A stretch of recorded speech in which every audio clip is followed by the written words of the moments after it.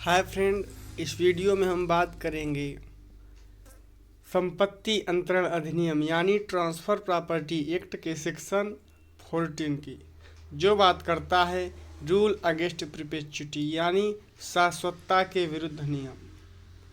यह धारा कहती है, इस धारा के अनुसार कोई भी ऐसा ट्रांसफ़र नहीं हो सकता जो अंतरण के समय जीवित एक या उससे अधिक व्यक्तियों के जीवन काल और उससे अजन्मे व्यक्ति की आवश्यकता जो अंतरण के समय मौजूद नहीं है और जिसे संपत्ति में पूर्ण हित निहित होना है के पश्चात प्रभावी है। यह कहता है कि आप किसी ऐसे व्यक्ति को जिसका जन्म अभी नहीं हुआ है, आप उसे अंतरण नहीं कर सकते। यह व्यक्ति के मनमाने दावे को शाश्वतता कहा जाता है। शाश्वतता के सिद्धांत का प्रमुख उद्देश्य किसी संपत्ति के स्वामियों एवं समाज के परस्पर विरोधी दावों एवं प्रतिदावों का प्रशमन एवं समायोजन करना है।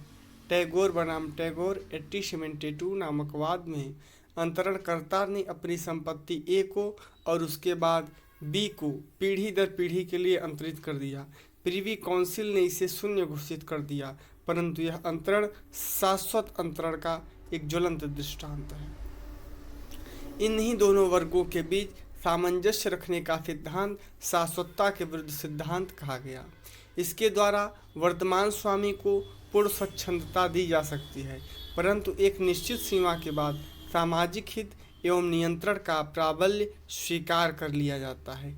इसी सीमा को ही शाश्वतता के विरुद्ध नियम कहा जाता है कि एक जो वर्तमान स्वामी है वह अपनी संपत्ति का पूर्ण रूपेण उसका उपयोग कर सकता है, बट वह किसी प्रॉपर्टी को बांध नहीं सकता। प्रयोज्यता के शाश्वतता के विरुद्ध के नियम के कारण उत्तराधिकारियों से संपत्ति की बर्बादी को रोकना।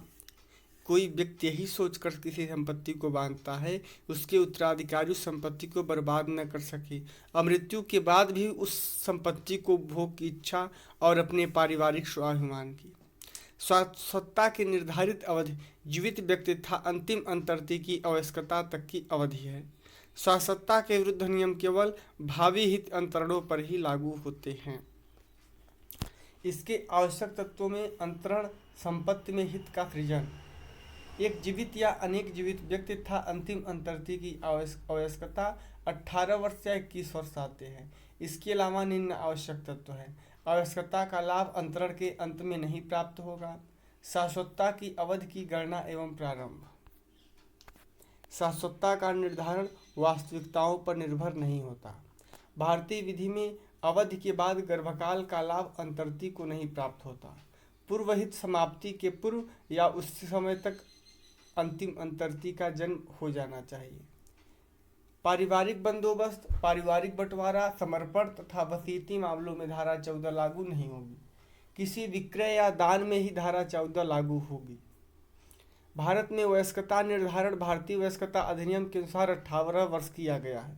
यदि किसी व्यक्ति के विधिक संरक्षक नियुक्त हुआ है तो उसकी आवश्यकता की आयु 21 वर्ष होगी। थैंक यू दोस्तों।